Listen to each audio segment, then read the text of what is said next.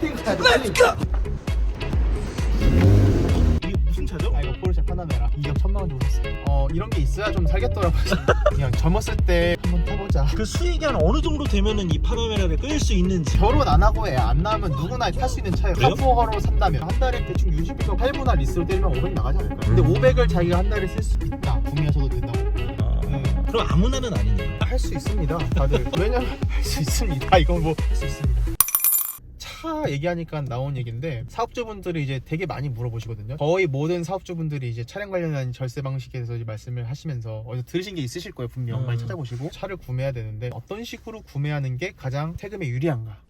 그런 질문이 제일 어려워요. 세금에 유리한가? 일단 첫 번째 어떤 세금을 말하는가? 부가세를 말하는가? 종합소득세를 말하는가? 아니면 건불료를 말하는가? 건불료도 세금이라고 생각하는 게 맞으니까 그 세 가지를 다 생각해야 되고, 그리고 대표님들이 리스나 할부나 현금이든 어쨌든 구매를 하는 게 좋냐 아니면 렌탈이나 이런 걸 하는 게 좋냐 이런 거 물어보시는 거에 대해서도 고려할 게 너무 많아요. 이자 비용도 고려해야 되고 캐피탈 피 어쨌든 이자 비용 이런 것도 고려해야 되고 건강보험용호 증분도 고려해야 되고 여러 가지가 많단 말이죠. 근데 이제 세금적인 측면에서 일단은 첫 번째로 부가세에 관련된 측면에 대해서는 어떤 차량을 구매하는지 고민하는 게 되게 중요하고, 종합소득세 관련해서도 어떤 차량을 구매하는 게 중요한가 플러스 얼마짜리를 구매하는가도 되게 중요하고요. 왜 중요해요 그게?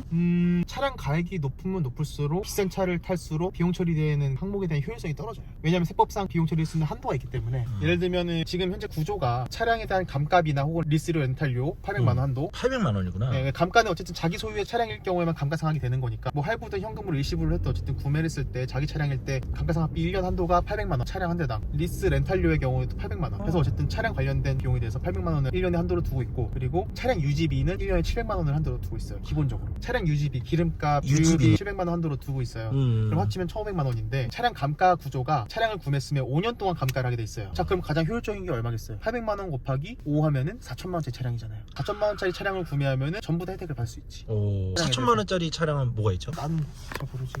저기 난 잘 모르지. 잘 모르지. 차 뭐가 있지? 이렇게 말하면 너무 내가 잠깐만 세상 물정 모르는 사람 같아.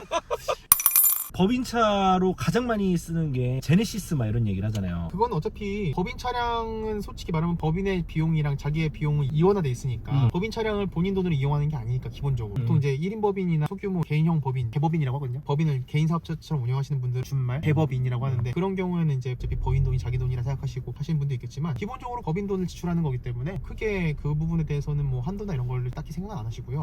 그리고 실질적으로 4천만 원짜리 차를 운영하는 일이 많이 없어요. 다 넘지 요즘 뭐 솔직히 그랜저만 해도 5천 아니에요? 4, 5천 되지 않아요? 근데 이것도 궁금하다. 차에 옵션 넣는 것도 다 네. 가격에 포함이 됩니까? 그쵸. 취득세까지 포함. 와, 취득세까지 포함해서 취득세까지 포함. 그게 차량 가액이에요. 4천. 그 대부분 4천이 다 뭐 레이 살 거 아니면. 나도 차 시세를 보고 살진 않으니까. 근데 대충 이게 2016년도에 개정된 규정이에요. 네네. 10년도부터 적용된 규정인데 그때 당시에 그랜저가 4천만 원이었어요. 그러니까 정책적으로 그때 관련 그 정책 관련한 조세법 관련 정책하시는 분이 저희한테 강의를 해주셨었는데 그랜저까지는 인정해주겠다가 그 취지였어요. 그랜저까지는 인정해주겠다. 근데 그때부터 지금까지 물가도 엄청 오르고. 사실은 세법이라는 게 늘 그렇잖아요. 뭐 상속증여세도 솔직히 공제한도 좀 높여야 될 것 같은데 그런 거 안 높여주고 입법 관련하신 분들이 좀 욕할 수도 있는데, 상속세 증여세는 공제 좀 늘려줘야 돼요 요즘. 상속세도 할 얘기도 많잖아요. 그것도 할 얘기 많은데 폐지까지는 좀 어렵다고 하더라도 공제 항목은 시대에 맞게 좀 가야 되는데 지금 뭐 얼마나 이거 계속 이 공제 항목 그대로 유지할 거야. 외국에는 상속세 없는 나라들도 많다고 하던데. 그렇죠. 근데 이게 왜 만든 법인지는 사실 잘 모르겠으나 부익부빈익빈을 좀 최소화하고 싶다는 취지 같아요. 근데 그게 소득의 재분배로 이어지냐고. 만약에 상속세라는 게 어쨌든 소득 재분배 역할을 하는 측면이 있다고 보거든요 저는. 근데 그게 우리가 낸 상속세나 증여세나 이런 것들이 소득 재분배 사용이 돼? 정부 예산으로 편입됐을 때 내가 봤을 때 상속세 폐지나 증여세 폐지는 정부에 대한 국민적 신뢰가 떨어졌기 때문이라고 생각을 해요. 물론 내가 돈 내는 것도 좀 억울할 수 있지. 근데 그것만큼 복지 혜택이 더 늘어나거나 가시적으로 아니면은 이게 재분배에 도움이 된다라는 명백한 지표가 있으면 제가 봤을 때 내는 거 그게 안 아깝다고 생각할 수도 있거든요. 명분이 명확하고 거기에 대한 실효적인 효과가 있으면. 그러니까 근데 내가 상속세를 내도 나한테 전혀 도움이 되는 게 없고 대의도 지켜지지 않는 것 같아. 그러니까 요즘 내 세금으로 이런 얘기 되게 많잖아. 세금 아깝다. 세금에 대한 반감이 생기기 시작하는 거야. 내가 세금을 내면 뭐해? 내 삶이 변화된 게 없는데. 물론 이제 우리나라 치안 좋고 다 좋은데. 네. 그래서 이제 맨날 민원실 가면 내 세금으로 월급 준다 뭐 이런 얘기 하시는 분들이 있지 어쨌든. 맞아요. 그래서 경찰차 택시처럼 타고 다니시는 분들도 있고. 아 그치. 그런 게 좀 있긴 하나, 조세 저항은 세금에 대한 출처나 이런 게 좀 불명확한 거나 이런 것들에 대한 국민적 신뢰에 대한 문제도 있지 않나. 나라가 해준 게 뭔데 이런 얘기 나오잖아요. 네. 지금 대통령님께서 또 잘 하시지 않을까. 그건 뭐 제가 뭐 저는 다시 본론으로 돌아와서 그러니까 어쨌든 800만 원 한도가 있고 4천만 원이 제일 효율적이다. 4천만 원 넘어가면 어쨌든 800만 원까지밖에 안 되는 거야. 근데 그 4천만 원은 2016년도에 그랜저 값이 4천만 원이었다. 그렇게 해서 취지가 그렇다는 거고 800만 원 이상 비용 처리가 안 되니 리스료는 한 달에 67만 원 기준. 리스나 67만 원. 렌트료 정확하게 말하면 거기에 부대 비용 좀 차감하고 그런 건데 그런 거 설명해봤자 어차피 도움 안 되니까 구매했을 때 감가비는 1년에 800만 원 한도니까 결국에는 4천만 원짜리 사는 게 가장 이득이다. 효율적이다. 근데 차량 유지비는 그것도 한도가 적용이 되지만 말씀드릴 수 있는 거는 차량 가격이 클수록 차량 유지비가 적용될 수 있는 효율이 적어진다. 그래서 평균적으로 봤을 때 아무리 비싼 차 타도 한 1000만 원 넘기 힘든 것 같아요. 그러나 이 차는? 네, 이 차는 이제 비율의 극치를 달리고 있죠. 사업주분들한테 드리고 싶은 말씀은 차량 가액을 비용 처리한다고 말씀드렸잖아요. 그게 좋은 것만은 아닐 수도 있어요. 사업용 차량을 구매하고 그걸 비용 처리를 하면은 차량을 팔 때 차량은 기본적으로 공제가 안 되거든요. 기본적으로 공제가 안 돼요. 경차나 9인승 이상 차량, 그래서 그랜드 카니발이 되게 유행했었죠. 그리고 화물 차량 이런 거 아닌 이상 부가세 환급을 못 받아요. 일반적으로. 근데 팔 때는 부가세를 내야 돼. 팔 때는? 네.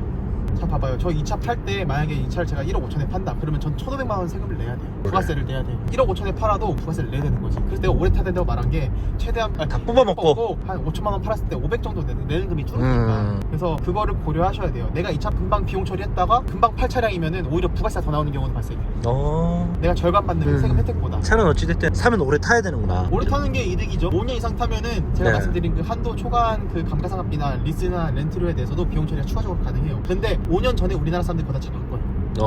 결론은 어차피 4천만 원 넘는 차라든지 리스료 67만 원 넘으면 다 똑같다. 세금에는 영향 없다. 다만 리스나 렌트를 했을 때 그리고 할부를 했을 때 캐피탈 수수료나 이자 비용이나 보험료나 이런 것들을 오히려 제반적으로 고려를 하셔야 되고, 그리고 사업 관련해서 의사결정을 했을 때 내가 목돈을 드리기 싫다 이러신 분들은 리스를 하는 게 좋고, 왜냐면 어쨌든 내가 당장 1억짜리 차를 산다. 1억짜리 차를 굳이 현금 일시불로 주어서 유동성을 깎아먹을 필요는 없잖아요. 내가 이 돈이 있으면 이 돈을 회전시켜서 더 돈을 벌 수 있는데, 이런 사업적인 상황을 고려해서 차를 사시는 게 맞지 세금은 크게 차이 없다. 특히나 요즘은 다 차가 비싸서 거의 차이 없다고 보시면 돼요. 여긴가? 도착. 그렇게 마무리 지으시는 게 좋을 것 같고, 근데 이제 모든 규정이 적용되지 않는 차량이 있는데 9인승 이상 차량, 1000cc 이하의 경차, 그리고 소형 화물로 등록된 화물 차량, 125cc 이하의 오토바이, 이런 것들은 부가세 환급도 되고요. 관련된 차량 유지비도 환급이나 공제가 다 되고, 그리고 아까 말씀드렸던 그 한도 규정이 적용이 안 돼요. 그냥 비용을 무제한으로 처리할 수 있어요. 한도 없이. 비싼 차도 되겠네요 그러면. 근데 비싼 차들은 그런 차가 거의 없죠. 9인승 이상의 9인승 넘어가는 차 중에 막 3억 하는 차가 없나? 제가 봤을 때 에스컬레이드 말고는 1억 넘는 것도 많이 없는, 트럭 이런 건 뭐 없을 것 같은데요. 아이고 저희 커플 되게 진짜 좋아하시나 보다. 왜요? 뭐 하셨어요? 호응하셨어요, 진하게. 외로우신가요? 아니 그렇진 않은데요. 네. 그렇지 않아요 저는 절대. 어쨌든 그런 건 조사에서는 이제 그런 게 불리하게 작용할 수 있다. 그래서 최근에 작가나 연예인들 보면 무조건 나오는 게 슈퍼카잖아요. 슈퍼카 이게 무조건 나와요. 왜 나오는 거죠? 차 그냥 상식적으로 웹툰 작가 하면서 슈퍼카가 왜 필요하냐, 배우 하면서 슈퍼카 왜 필요하냐, 이렇게 나오면 할 말이 없지. 근데 이 사람은 왜 차를 타게 됐을까? 네, 그럼 이제 영상을 마무리해 주시죠. 국산차 홍보하면서 영상 마무리하시죠. 어차피 여러분들 그랜드 카니발 결혼하면 그랜드 카니발 사실 거고, 그리고 이제 제가 아는 주변 전문직들도 이제 나이가 30대 중후반 들어가시고 이제 40대 들어가시면은 다들 국산차 타려고 하시더라고요. 능력 되시면 결혼하기 전에 젊었을 때 좋은 차 구매하시고 결론은 외국 가는 마음으로 국산차 타도록 합시다. 현대자동차, 현대기아 화이팅.